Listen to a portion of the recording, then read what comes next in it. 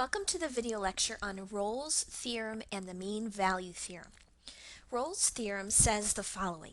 Let f be continuous on the closed interval a to b and differentiable on the open interval a to b.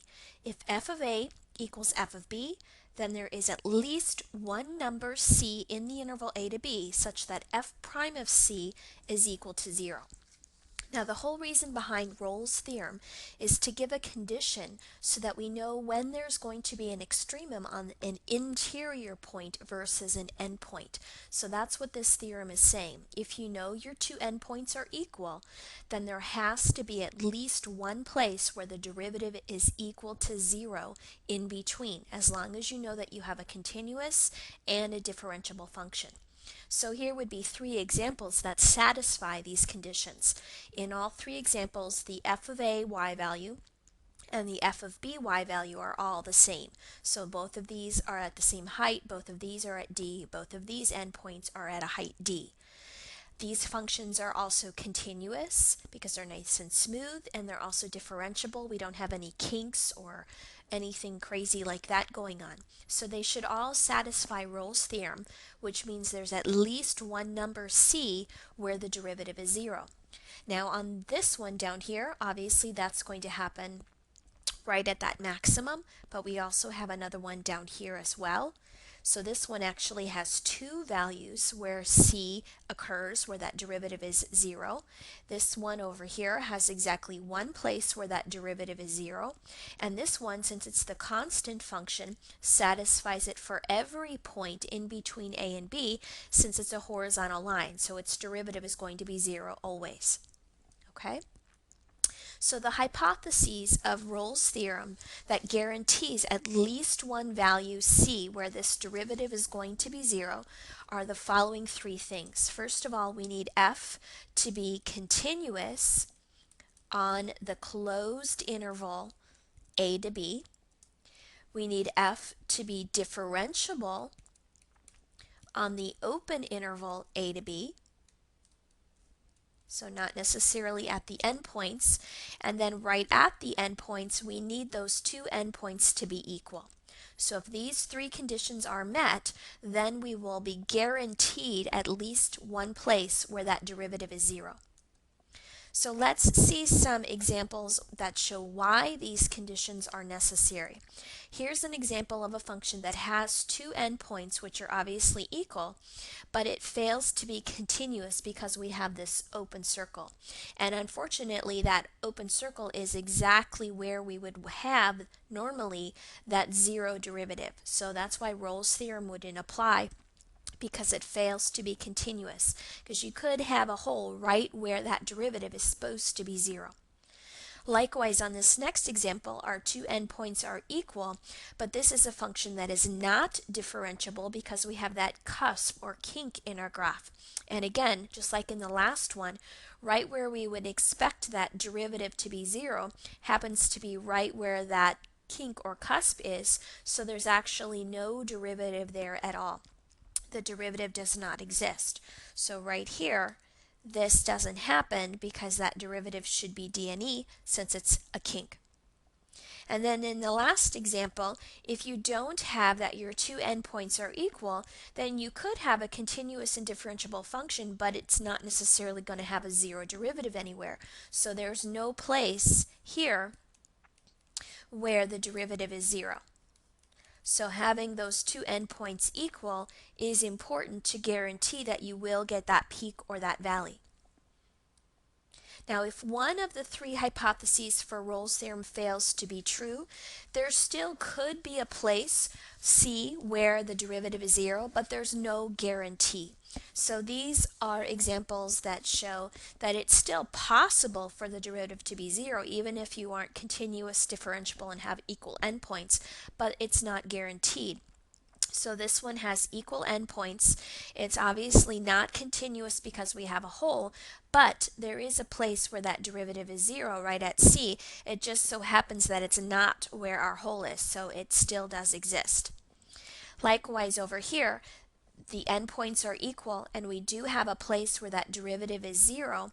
However, this function is not differentiable everywhere between a and b because you have a vertical tangent line at one of our places. So this one was not continuous, yet it had a value of c that worked. This one is not differentiable, yet it had a value of c where the derivative was 0. And this one does not have the endpoints being equal. F of a does not equal to f of b. Yet, there is still a place where the derivative is 0, namely all of these places in here. So even if you don't have all three hypotheses satisfied, it's still possible to have a derivative of 0. It's just not guaranteed no matter what your function is. Okay, now in each of the following examples, we're going to determine, first of all, whether Rolle's theorem can be applied to our function on the interval. If it can't be applied, state why. If it can be applied, find all the values of c in the interval for which Rolle's theorem applies. So this first function is 3 minus the absolute value of x minus 3 on the interval 0 to 6. So let's look at the graph of this function. This is an absolute value function, so we know that that's a V shape. We have this minus 3 inside of our absolute value, so that's actually going to be a shift right 3.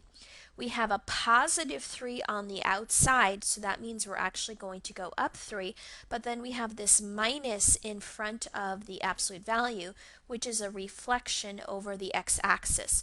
So our v is going to actually be upside down. So if we go right 3 and up 3, that's where your vertex is, but instead of being a v pointing up, it's going to be pointing down.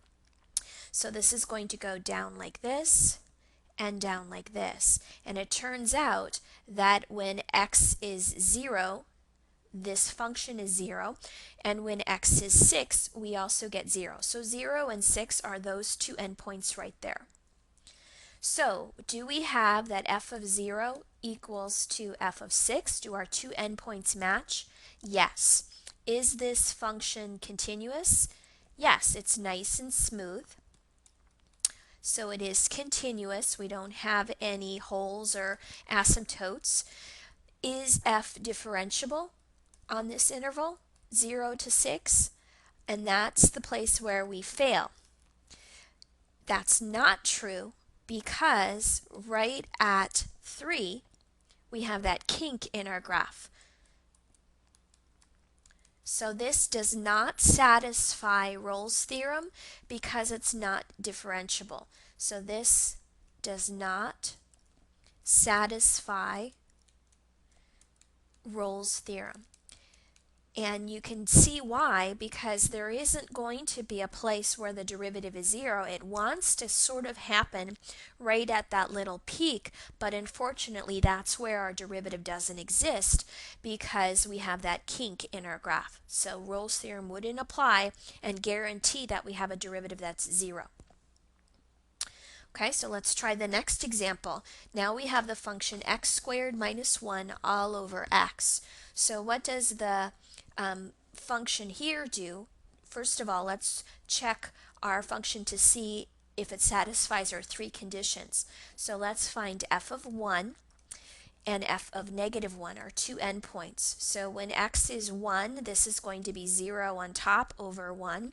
And when f of negative 1 is plugged in, we get the same thing. Negative 1 quantity squared is positive 1 minus 1. So we'll get 0. So our two endpoints do equal each other. So that condition is satisfied. However, is f continuous on this interval? Let's see. Okay, that's the question. Is it continuous on this interval negative 1 to 1? And right away I should be able to see that it is not, even without looking at a graph, because this function is a rational function, which means it's a fraction, and therefore there's always a potential of dividing by 0, and this is going to be divisible by 0 if x is 0, which just so happens to be between negative 1 and 0. So this is not true because we have an asymptote at x equals to 0. We have a vertical asymptote at x equals to 0. And in fact, the graph of this, if you graphed it on your calculator, is going to look something kind of like this. So you can see that we do not have a nice continuous function. So this does not satisfy Rolle's theorem. And if it's not continuous at 0, it's obviously not going to be differentiable at 0 as well.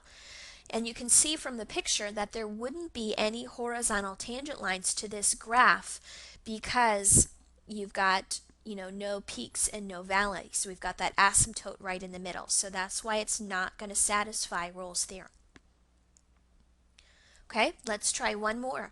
Here we have a trig function, 4x minus tangent of pi x on the interval -1/4 to 1/4. So let's check our two endpoints first. So let's try f of -1/4 and f of +1/4. If I plug in -1/4, that's going to be 4 times -1/4 minus tangent of pi times -1/4 would be -pi/4. And 4 times -1/4 is going to be -1, and tangent of -pi/4, that's quadrant 4, and tangent of any pi/4 angle is always a 1, but in quadrant 4 that's a -1. So this is going to go to -1, but we're subtracting it. So a minus minus becomes plus, so this is 0. So now let's plug in +1/4. So we're going to get 4 times 1/4 times tangent of +pi/4. 4 times 1/4 is +1, and we're going to subtract from that another +1 because now we're in quadrant 1 and tangent is positive there. So again, we'll get 1 minus 1 is 0. So these do match, which is good. Is the function continuous on this interval? The answer to that is yes, because 4x, that's just a linear function, and a linear function is always continuous. And tangent of pi x, well, sometimes tangent can be discontinuous because it does have vertical asymptotes. But if we're only looking between -1/4 and 1/4, then that's going to restrict this tangent function to be between tangent of -pi/4 and tangent of pi/4. So the asymptotes of tangent are normally at pi/2's, and that's not going as far as that potential bad spot. So we're at a small enough interval to be avoiding any potential asymptotes. So f is continuous. Likewise, f is also differentiable. And that's because 4x is differentiable and tangent is a differentiable function, again, on this interval that's small enough so that we're not hitting those vertical asymptotes. And you can also graph this on your calculator on a window where your x-min and your x-max ranges between -1/4 and 1/4, just to verify that that does happen. And the graph of this looks something like this. Okay, where this is -1/4 and this is 1/4. So we have a nice smooth graph that's continuous and differentiable on that interval. So finally we have a function here that satisfies the three conditions of Rolle's theorem. So let's show and find what the conclusion of Rolle's theorem says. So by Rolle's theorem, what we have known to us is that there exists, and this backwards e means there exists a value c in this interval, -1/4 to 1/4, such that f prime of c is 0. So in other words, there has to be a place between -1/4 and 1/4 where the derivative is 0. And you can actually see where that's going to happen. We have a horizontal tangent line here and a horizontal tangent line here. So we're actually going to probably get two c's based on this graph. So let's actually solve and find out where those c's are. And to do that, we're going to actually take the derivative of this function. So what would f prime of x want to be here? Well, the derivative of 4x is just 4. And the derivative of tangent pi x, this is a chain rule because the outer function is your tangent and the inner function is this pi times x. So let's start with the derivative of tangent. The derivative of a tangent is a secant squared, so the derivative of a tangent pi x would be a secant squared pi x. Now that's just the derivative of the tangent part. Now we need to multiply that by the derivative of the pi x. So we're going to have to multiply this by pi. So that's what the derivative function is. So let's find out what f prime of c would be. And all I'm going to do is replace this x with a c. So f prime of c would be 4 minus, let's go ahead and take that pi and put it in front. So this would be 4 minus pi secant squared of pi c. And what Rolle's theorem told us is that this derivative has to equal 0, somewhere between negative 1/4 and 1/4. So let's solve to find out what c values make that happen. So I'm going to go ahead and add that pi secant squared pi c over to the other side. I'm going to go ahead and divide both sides by pi. And I personally don't like dealing with secants so much, so I'm going to take some reciprocals here, and I'm going to switch this to cosine squared, but that means I need to take the reciprocal of the left side as well, so this becomes a pi over 4 instead. Now I want to know what just cosine is, not cosine squared, so let's take a square root of both sides. When you take a square root, you get a plus or a minus symbol. So this is now going to be cosine of pi c equals plus or minus square root of pi over 4.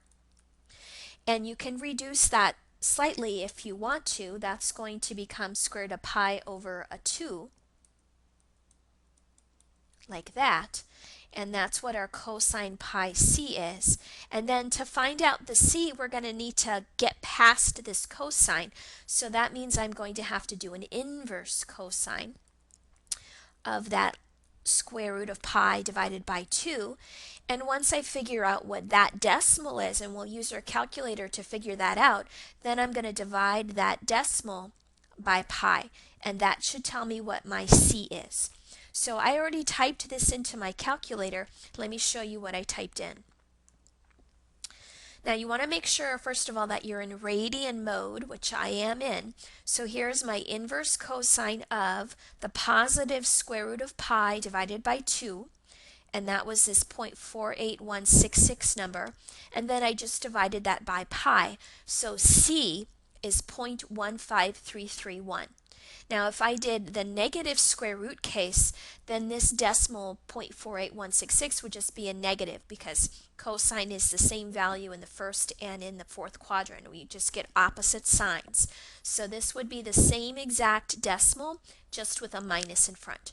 So my two c's are plus and minus 0.1533 approximately, and those are a little bit smaller than 0.25, which are my quarters here. So this is the 0.1533 and this is the negative 0.1533. So those are the two places where I have a derivative of 0 on this function. Okay, so Rolle's theorem, your endpoints need to be equal. You need to have a continuous function and a differentiable function, and if you do, there has to be at least one place where the derivative is 0 on that interval. Now what we're going to look at next is a slightly weaker theorem. It has slightly weaker conditions, so it's going to have a slightly weaker conclusion, and this is called the mean value theorem. So the mean value theorem is really just a generalization of Rolle's theorem. The hypotheses are the same, except that we remove the requirement that the two endpoints be equal. So we still need our function to be continuous on the closed interval, and we still need our function to be differentiable on the open interval. Since we're removing the requirement that the endpoints are equal, we're no longer going to have that the derivative must be 0. Instead, what the conclusion of the mean value theorem is that the derivative, f prime of c, isn't 0. Instead, it's f of b minus f of a over b minus a. And that quotient right there is really just the slope of the line between your two endpoints. So here's a picture to help you see what we're talking about here. This is again called the mean value theorem, and it's a very, very important theorem used to prove a lot of things in calculus. So this black curve here is my function. It has to be continuous and differentiable on our interval. This one is. But the two endpoints do not necessarily need to be equal, and these two are not. We've got f of a down here and f of b way up here. Now this quotient, f of b minus f of a over b minus a, is just the change in these two y's over the change in these two x's. So in other words, this right-hand side is just the slope of the line connecting our two endpoints. And by the way, that's called a secant line. So f of b minus f of a over b minus a is just the slope of our secant line. Now the other side, f prime of c, that f prime is a derivative, which means it's a slope of a tangent line. So we're saying by this theorem that there has to be at least one place c between a and b where the slope of the tangent line is the same as the slope of the secant line. And that means visually that these two lines have to be parallel because parallel lines have equal slopes. So geometrically, what the mean value theorem guarantees is the existence of a tangent line that is parallel to the secant line through those two endpoints. Okay? Another paraphrase basically says that in terms of rates of change, the mean value theorem implies that there must be a point in the open interval a to b where the instantaneous rate of change, that's that derivative on that left-hand side, is equal to the average rate of change over the interval. And the average rate of change is this right side. The instantaneous rate of change is this left side. So a real simple example of what that means, where your instantaneous must equal your average rate of change on that interval. Think about going on a road trip.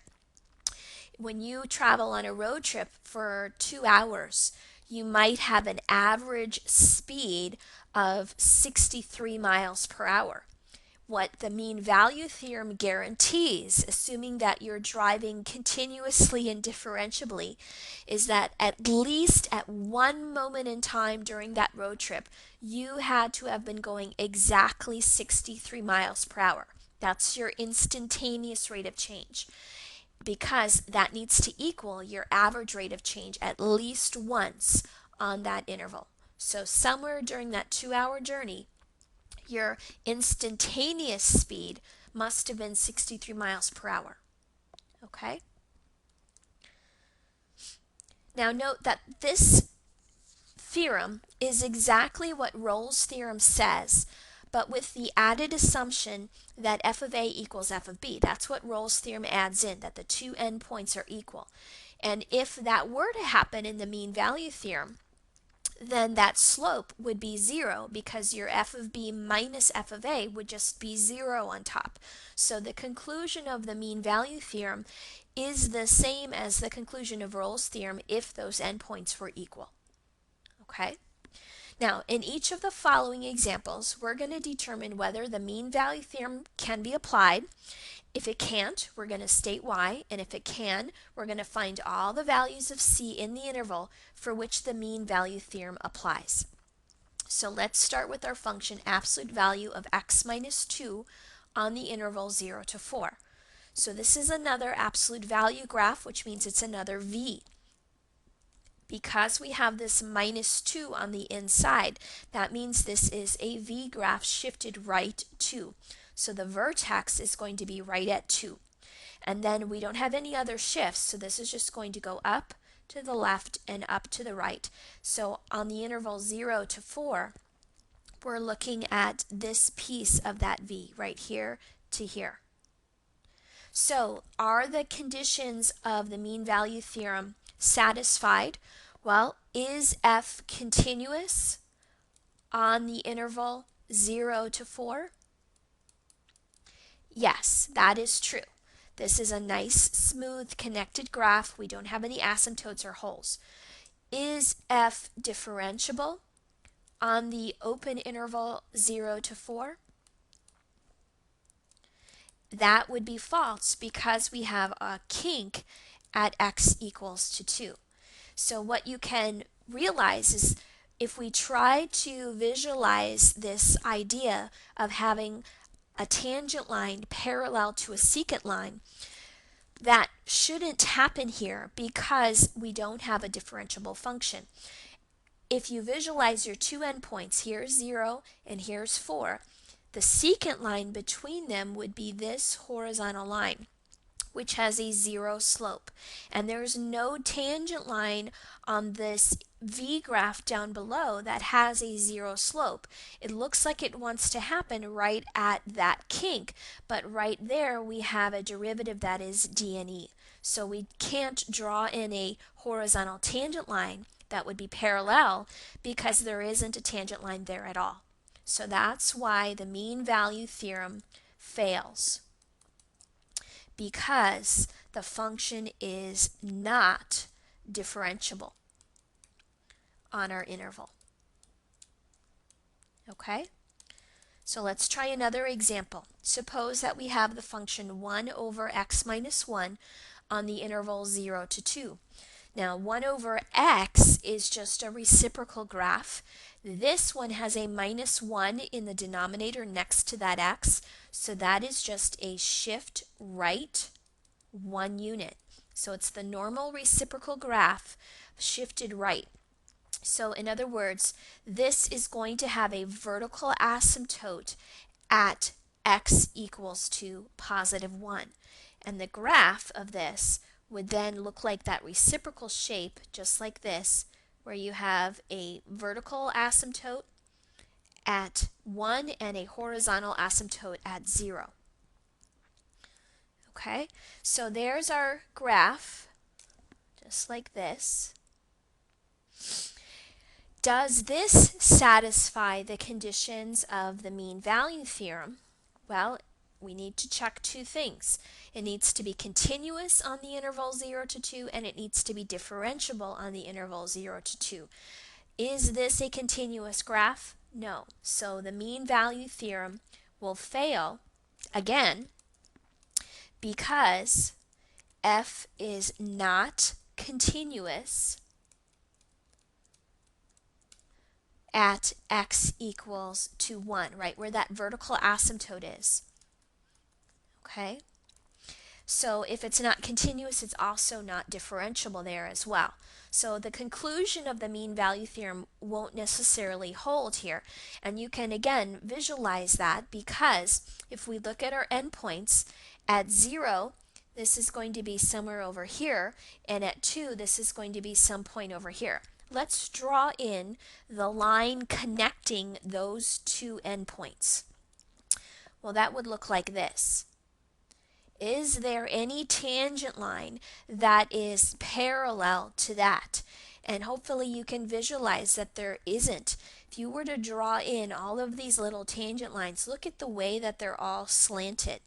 Every single one of these tangent lines is slanted to the left, which means that it has a negative slope. Yet the secant line here between 0 and 2 rises up, so it has a positive slope. So there's no way that our tangent lines could be parallel to our secant line because the tangent lines would all be negative and the secant line slope would be positive. So that's why this mean value theorem condition or result is not going to happen. Okay? All right, let's try another example. Again, a trig function here. Our function is x minus 2 sine x on the interval negative pi to pi. So first of all, we want to see whether or not this is going to be a continuous function on the interval minus pi to pi and a differentiable function on minus pi to pi. So let's think about if that's true or not. The function x is just a linear function that is always continuous and always differentiable on any interval. And sine of x, and similarly 2 times sine of x, is also always continuous and always differentiable. We don't have any asymptotes to worry about when we're talking about the sine function. So x minus 2 sine of x will always be continuous and differentiable on this interval because its pieces are. So we can say that f is continuous and differentiable. So our two conditions are met for the mean value theorem. So what the mean value theorem guarantees is that there has to exist a value c, a number c, in the interval minus pi to pi, such that the derivative at c equals the secant slope, which would be f of b minus f of a over b minus a. Now the a is this endpoint, the b is this endpoint. So a is negative pi and b is positive pi.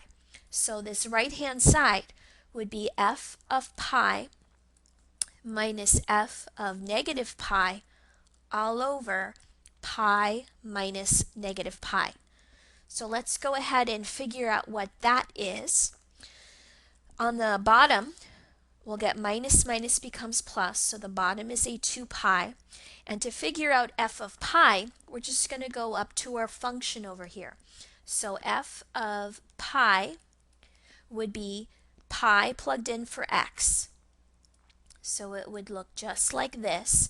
Sine of pi, that's 180 degrees, that's 0. So this is just going to be pi. Right here is pi. And if I plug in minus pi for x, then this would be minus pi minus 2 times sine of negative pi. And again, that's 180 degrees equivalent, so that's going to have a sine value of 0. So this would be minus pi. So we're going to have f of pi is pi, f of minus pi is minus pi, and these are being subtracted. So we'll get that minus minus again, which means we're going to get 2 pi over 2 pi, which is 1. So this is the slope of the secant line between negative pi and pi, just so you know what that represents. Now let's do the other side. Okay, now the other side is supposed to be the slope of our tangent line. So how do you find f prime of c? Well, you go to your function and you find out what its derivative is. So the derivative of f of x would be f prime of x, and the derivative of x would go to 1, and the derivative of minus 2 sine x, the minus 2 stays there, and the derivative of sine x is just cosine x. So that's what your derivative function is everywhere. What would it be at c? Well, if we plug in c for that x, then this would be 1 minus 2 cosine c. So that's the left side over here. And this is the tangent line slope at c. And the mean value theorem is saying that the tangent line slope has to equal the secant line slope. So let's find out when that happens. So I'm just going to solve this equation. That's what you're going to do in these problems. If you've shown that the conditions for the mean value theorem are substantiated, hold true, then the conclusion would be that f prime of c has to equal that quotient, and therefore you want to set it up, find f prime of c on the left, find that quotient on the right, and set them equal to each other and solve for the value of c that makes that true. So that's what we're about to do. I'm going to subtract 1 on both sides. So I'm going to get a 0. If I divide by negative 2, that's going to stay 0. And where does cosine of c equal to 0? Remember also here that c is between minus pi and pi. So the only angle C that you want to give should be the angles that lie within this interval, because there's an infinite number of places where cosine is 0. We just want the ones that are between minus pi and pi. So cosine is 0 at pi over 2, 3 pi over 2, and so forth. So pi over 2 and also minus pi over 2, which is the same as 3 pi over 2 but going in the clockwise direction, and both of those are between minus pi and pi. So I want to give both of those answers. So the value of C is plus or minus pi over 2. So that's what you're trying to find. You're trying to find these values of C where the tangent line slope, in other words the derivative, equals this secant line slope. So you find both sides, set them equal, and you solve. Now just to help you visualize this, let's go ahead and look at the graph of this function. So typed into my y equals, I have my x minus 2 sine x. I set up my window to go from minus pi to pi, since that was the interval that we were looking at, and this is what the graph of the function looks like. Okay, so you can kind of get a feel for it. Let me go ahead and draw this over here. So we get something that looks kind of like this, from minus pi to pi. So what we've just shown is that if you look at these two endpoints, here to here, that is your secant line right there, and we showed that that secant line slope was 1. So the slope of this black line is 1. And what we're proving is that at these two C values, so pi over 2, which would be right here, and negative pi over 2, which would be over here, the slopes at those 2 points are also 1. And you can see if you sketch these in that that is true. They look like they are the same, and we have these 3 parallel lines. So we just found the values of C where these tangent lines were parallel to that secant line. Okay? All right, what we're going to do next is a proof. Now, I'm not going to hold you responsible for being able to recreate this proof, but you should be able to follow along and figure out the steps as we go and understand what we're doing to prove this theorem. So again, what the mean value theorem says is that you must have a continuous function on the closed interval a to b and a differentiable function on the open interval a to b. And if you do, then there exists a number c in the interval a to b such that f prime of c equals f of b minus f of a all over b minus a. And again, that visual is that the right-hand side here represents the slope of this line between our two endpoints. And I'm calling my two endpoints P and Q. So the slope of that line between P and Q is this right side, and the slope of the tangent line is this red line. So the mean value theorem is saying that these two slopes have to be equal in at least one place. So for our proof, what we're going to do is we're going to look at any x in the interval a to b, and we're going to let g of x, this function g of x, be the vertical distance from the secant line joining the points p and q to the graph of f of x. So I drew in blue here that vertical distance. Your function is this black curve, and your secant line is this black line. So the vertical distance between the curve and the line is that blue height. And as you get closer to P, that height gets smaller, and then it gets bigger and bigger towards the middle, and then it starts to get smaller again as you get close to Q. So this height, this vertical distance, is changing. So that's why I'm calling it the function g of x. Okay? So what we're going to do is we're going to start by writing out what the equation of this secant line would be. So first of all, realize that the slope of the secant line since it's going through these two endpoints, would be the two y values subtracted, which is our f of b minus our f of a, over our two x's subtracted, which would be our b minus our a. So that's going to be the slope of our secant line. So what I'm going to do next here is plug that into our point slope form, and I'm going to use this for m, and I'm going to use either endpoint would work. I'm just going to use point P, which has coordinates a for x and f of a for y. So I'm going to use point slope form on this point and this slope. So that would be y minus this y value equals this slope times x minus the x value, which is a. And then I'm going to do one more thing here. I'm going to add this f of a over to the other side. So I'm going to add it over to the right side, and now it will no longer be over here on the left. I will just have that y by itself.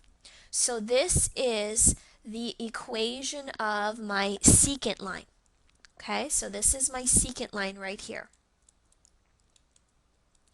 Now remember, our g of x is the vertical distance between our function and this secant line. So it's really the distance between these two y coordinates.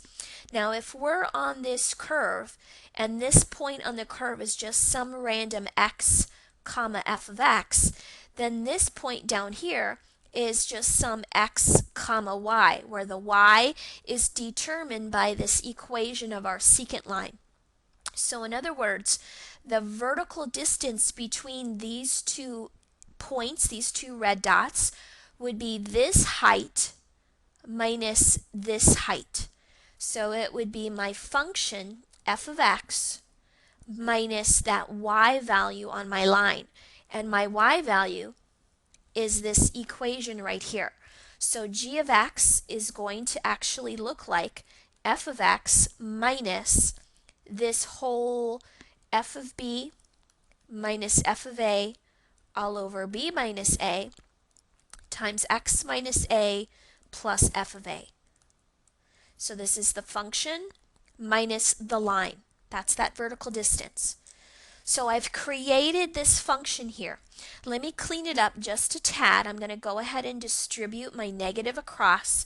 So this will be minus f of b minus f of a over b minus a times that x minus a, and I'm just going to, I put the negative in front of this fraction, and then I'm going to distribute this negative to this plus sign, so this will become a minus f of a on the side.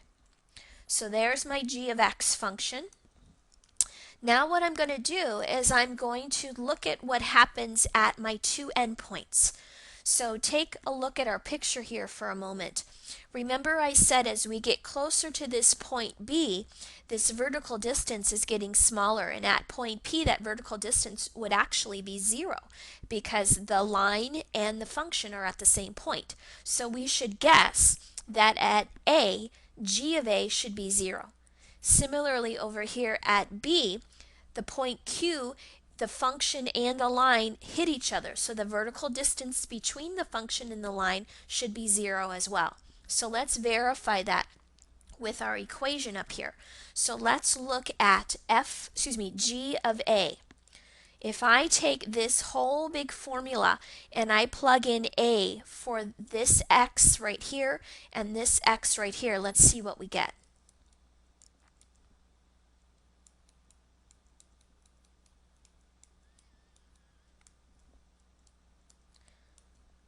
Okay, so I've plugged in a for this x and this x. Now a minus a goes to 0, which means this entire term goes to 0.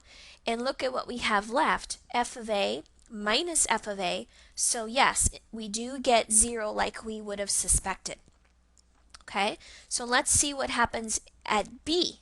So now I'm going to plug in a b for this x and this x. So I'll get f of b minus this whole quotient.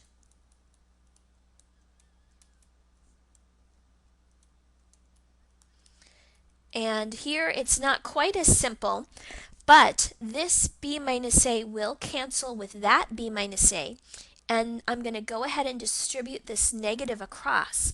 So I'll get my f of b from the first one here minus this f of b right here. When I distribute my negative across, this f of a becomes positive, but we're subtracting our minus f of a on the side. So these cancel, and we get 0. So we have that our function at a is 0 and our function at b is 0. So that means g of a equals g of b. In other words, the two endpoints are equal of this function that we created. Okay, now let's look at something else about this function g.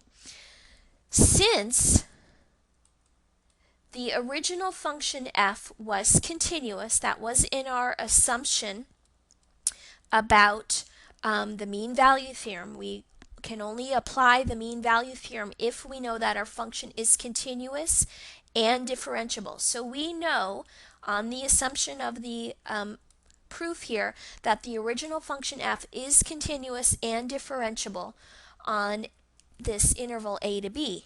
And since g is defined using f and using a line, and a line is always continuous and differentiable, therefore g must be continuous and differentiable as well, since the original function f was.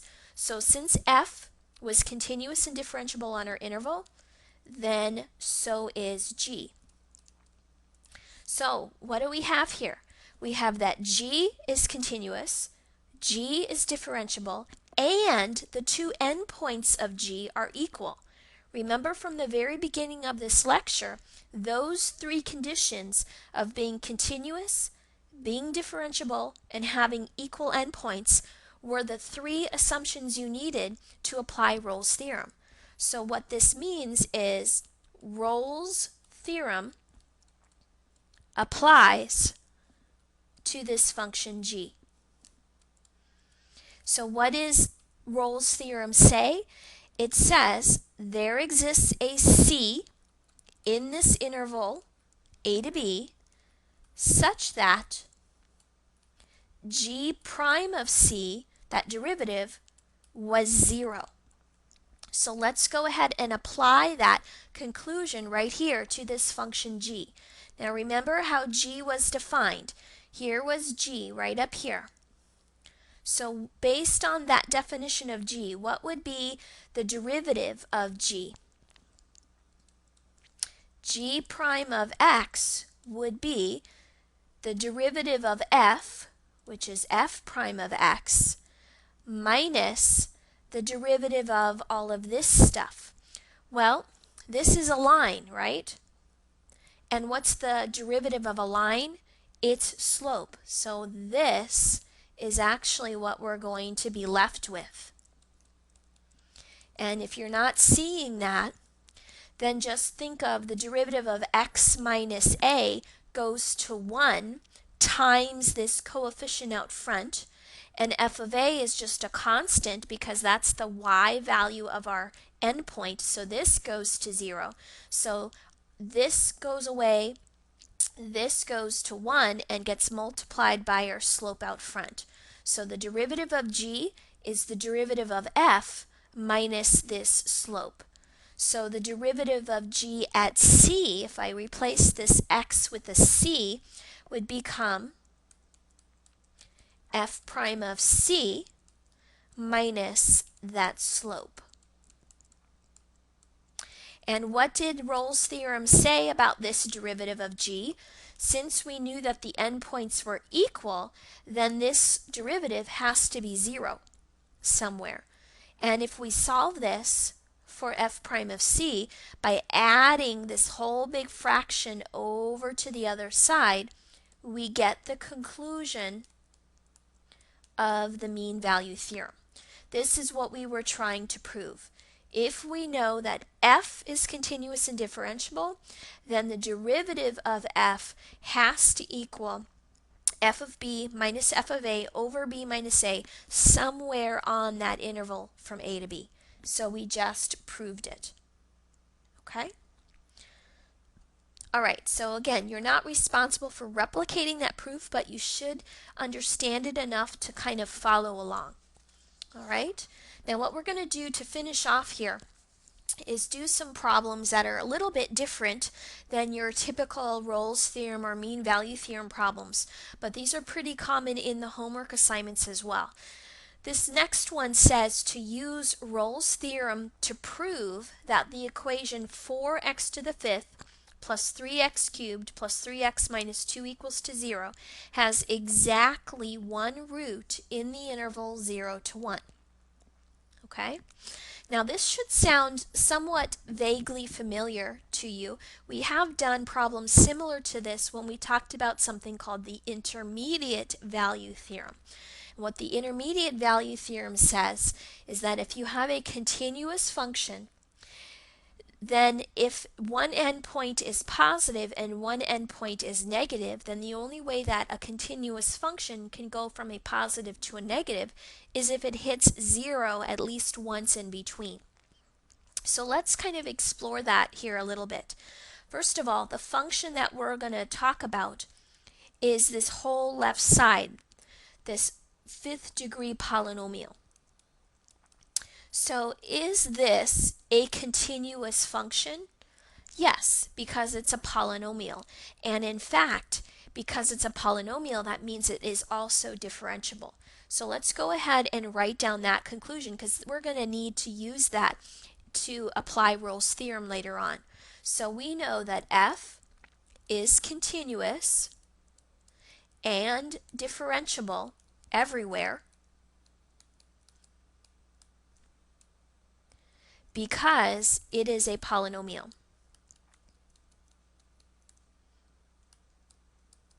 So what we know from the intermediate value theorem is something about the existence of a 0. But in order to apply the intermediate value theorem, we need to look at some endpoints. And this is the interval that we're looking at.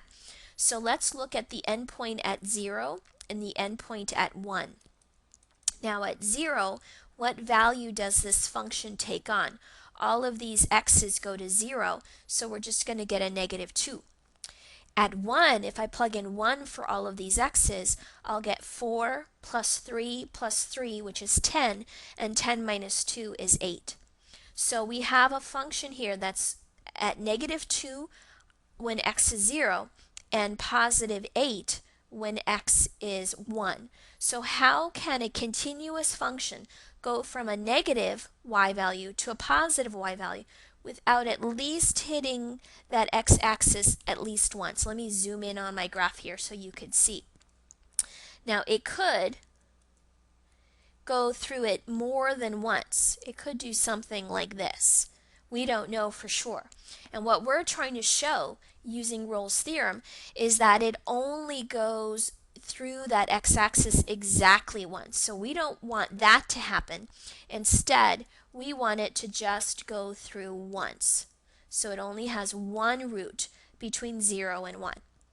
Okay, so how could we prove that it just goes through once? We know that by the intermediate value theorem, there is at least 1 0 between 0 and 1. Now what we want to prove is that we know there's at least one. Let's show that there's exactly one. So one way to think about proving that is to assume or show that it can't have 2. So this is a trick that we sometimes do when we're trying to prove these things. We're going to do what's called a proof by contradiction. So we know, because that's what we're trying to prove, that there's really only one root. So what I'm going to do is I am going to assume that there are 2 roots. Okay? And let's call them x sub 1 and x sub 2. Now if they are two roots, then that means f of x sub 1 has to equal 0, and f of x sub 2 also has to equal to 0. So we're kind of visualizing something like this happening, where it hits once and then it hits again. Okay? Now you can already kind of see that that can't happen, because if there's 2, then there would have to be 3, right? Because it's got to turn back around.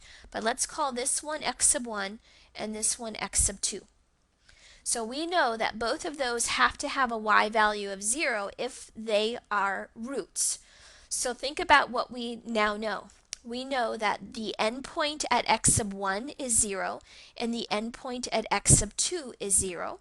And we know that we have a continuous and a differentiable function everywhere. Those are exactly the 3 conditions you need to apply Rolle's theorem. You have equal endpoints and you have continuity and differentiability. So based on our assumption here, Rolle's theorem should apply. So therefore, Rolle's theorem implies that there exists a c between this x1 and x2 such that the derivative at this c is 0. So let's find this c where that happens. Well, we know what the derivative of f is. We know that f prime of x would be 4x to the 5th becomes 20x to the 4th, 3x cubed becomes 9x squared, and 3x becomes a 3. So f prime of c would be 20c to the 4th plus 9c squared plus 3, and according to Rolle's theorem, this has to equal to 0 somewhere. Now look at that equation. That would be a really difficult equation to solve because it's a 4th degree, but hopefully you can realize by looking at it carefully that it's actually not solvable. C to the 4th, that's an even power, so this whole term, 20c to the 4th, is always positive. Likewise, c squared is always positive, and when I multiply that by 9, that's always positive. And 3 is always positive. So there is no way that these two terms could become negative so that they would cancel out that 3 and give you a 0. This has no solutions. And if you don't follow that explanation, you could graph this and easily see that this 4th degree polynomial never hits the x-axis, so it's never going to hit 0. Okay, so this is never true because f prime of c is always positive. That left-hand side is always going to be a positive number, therefore it's never going to be 0. So what does this mean? Well, we had two conclusions here. We have that according to Rolle's theorem, there's supposed to exist this c, but we just got a contradiction to that. We just proved that no c exists where this is ever going to be 0. So how can that happen? We know that Rolle's theorem is true. We knew that f was continuous. We knew that f was differentiable. So the one thing that we sort of assumed that we didn't know for sure was true was this assumption right here, that our two endpoints were equal and equal to 0. So since every other statement that I made here was based on fact, Rolle's theorem is true, the function is continuous and differentiable, that's always true because it's a polynomial. The only thing we assumed that we didn't know for sure was this assumption that there were two roots. So that must have been a false assumption. So we have a contradiction. There was no c possible that was going to make this 0. So therefore, the assumption that there are two roots must have been false.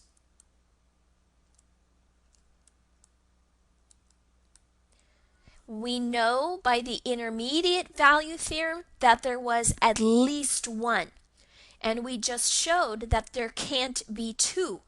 So therefore, there must be exactly one 0.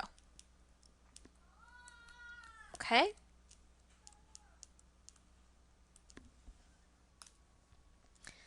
Okay, these problems take some practice and some getting used to. So let's try another one that's a little bit different. This time we want to show that if f prime of x is equal to 0 for all x, this little upside down a means for all. So if f prime of x is equal to 0 for all x's in the interval a to b, then f of x must be constant on the interval a to b. Okay, so that's what we want to show. We want to show that if the derivative is always 0 everywhere between a and b, then we must be talking about a constant function. So that kind of makes sense why that would be true. So here's what we want to show. Remember that this whole lecture is about Rolle's theorem and mean value theorem. So one of the first things you probably are always going to want to do in order to apply either of those two theorems is show that you are dealing with a continuous and differentiable function, because you can't apply Rolle's theorem or mean value theorem without those assumptions. So let's start there. Now, this statement right here, that the derivative is always 0 for all x's between a and b, is our proof that we're talking about a differentiable function. If the derivative is always 0, then that means it must be differentiable, right? So by the assumptions given in the problem, so since the derivative is 0 for all x's between a and b, that implies that f is differentiable on the interval a to b. If the derivative is always 0, then it's always differentiable. Now, what do we know about differentiability and continuity? We know that if you are differentiable, you are automatically continuous. It's not true the other way around. If you're continuous, you're not necessarily differentiable. But if you are differentiable, you must be continuous. So if f is differentiable on the interval a to b, then we know that f is also continuous on that interval. Okay, so we have two major things true that we know. Since I don't really know anything about the endpoints, they don't tell me that f of a equals to f of b or anything like that, I'm not going to use Rolle's theorem here. I'm going to use the mean value theorem. So what does the mean value theorem say? Well, it needs to have that you've got continuity and differentiability, and we just proved that. So we have our two prerequisites. So we're ready to make our conclusion. What the mean value theorem says is there has to exist a c in some sort of sub-interval here. So you can use any letters you like. I'm going to use x sub 1 to x sub 2. So this is some smaller interval inside of our bigger interval a to b. So there has to be some c in this smaller interval such that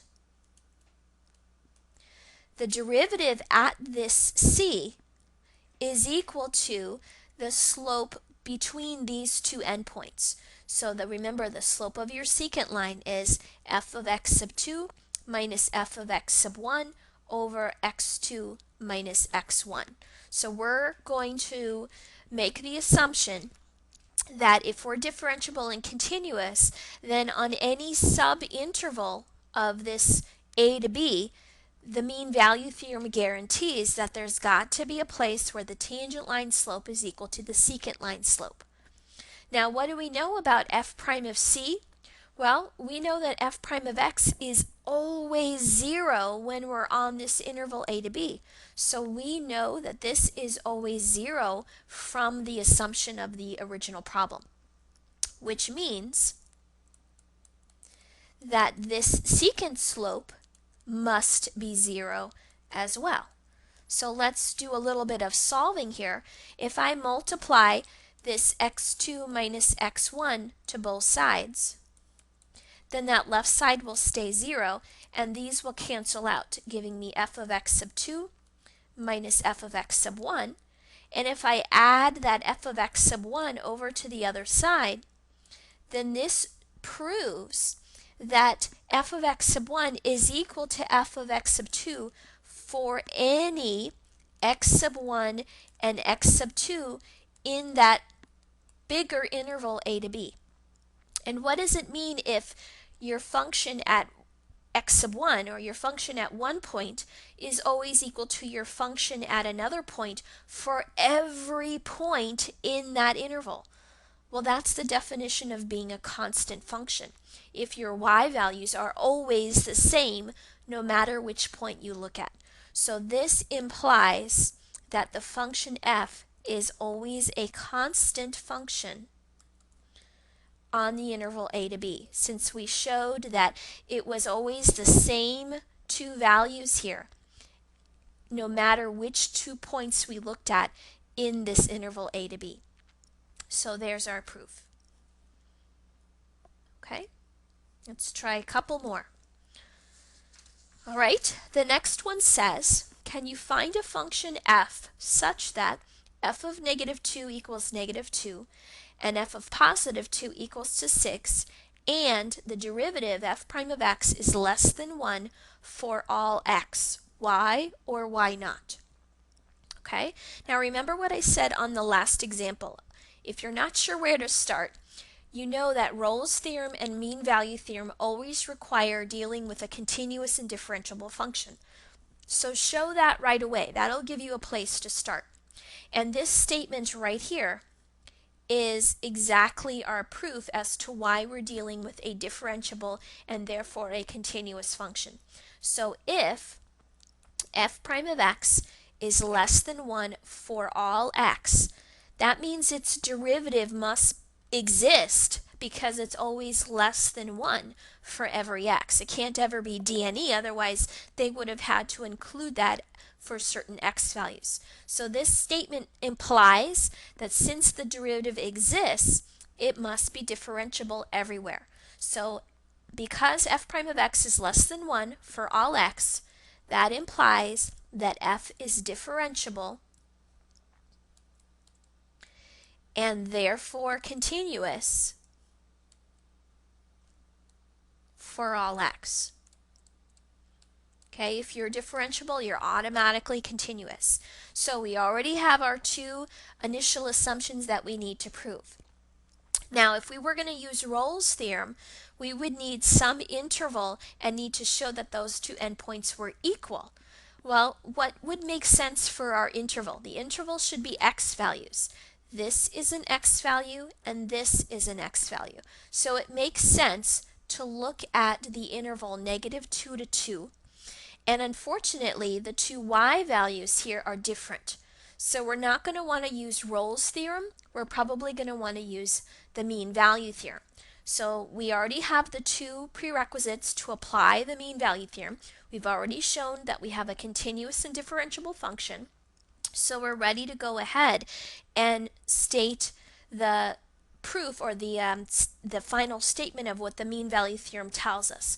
What it tells us is that there has to exist a c in this interval, negative 2 to 2, such that the derivative at this c equals the slope of the secant line over that interval, which would be f of the 2 minus f of the negative 2 over 2 minus negative 2. So by the mean value theorem, this statement must be true. So let's go ahead and simplify whatever we can.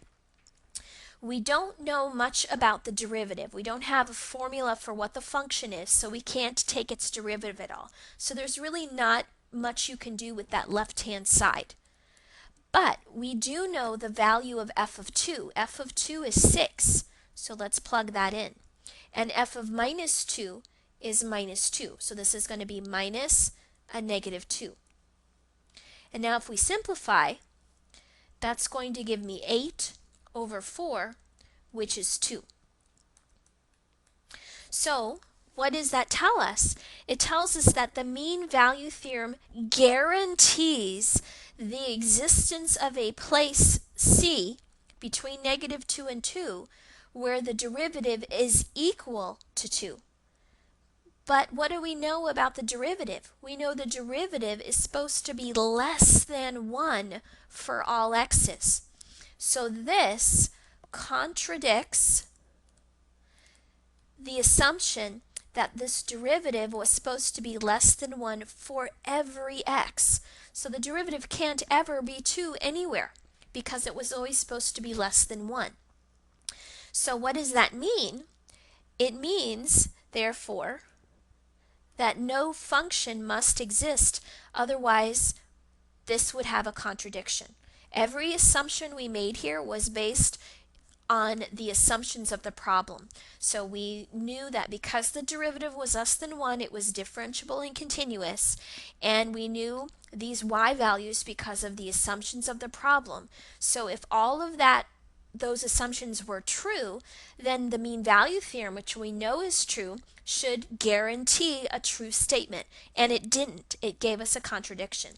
So what that means is that our initial assumptions about this function must have been false. So therefore, this function f is not possible. These assumptions that we were given in the original problem were not correct because they lead to a contradiction of a well-known true theorem. So the original assumptions up here were incorrect. Okay, so it's another one of those proof by contradictions. All right, let's try one last example. Here we want to find bounds on f of 3 if f of 0 is 0 and f prime of x is between -2 and 2 for all x. Okay, so right away, since we are told that f prime of x is between -2 and 2 for all x's, that implies that this derivative always exists. We may not know its value other than it's bounded between -2 and 2, but we do know it exists. Therefore, that means f is differentiable and therefore continuous for all x. So we have that differentiability continuity statement that we need to have. So we don't know endpoints. We know one endpoint, f of 0 is 0, and we're trying to find out the other endpoint at 3. So this is an x, and this is an x. So the interval that we're going to be looking at would be from 0 to 3. And we don't know the y value of the second endpoint. So we can't really use Rolle's theorem since I don't know its y value. So I'm going to use mean value theorem. And we already have the two prerequisites that we need to apply it. So we're ready to just jump right in and state its conclusion. By the mean value theorem, there has to exist a c in this interval between these two x's. So some value of c between 0 and 3 such that, and remember the conclusion of the mean value theorem is that the derivative at this c is equal to that secant slope. Well, if our interval is 0 to 3, then that's going to be f of the 3 minus f of the 0 over 3 minus 0. Now, what do we know about f of 3? We don't. So I'm going to leave that f of 3. But I do know f of 0 is 0. So this goes to 0, and the denominator just goes to 3. So we know that our derivative has to be f of 3 over 3. Now, what do we know about the derivative? Well, we're told that this derivative is always between -2 and 2.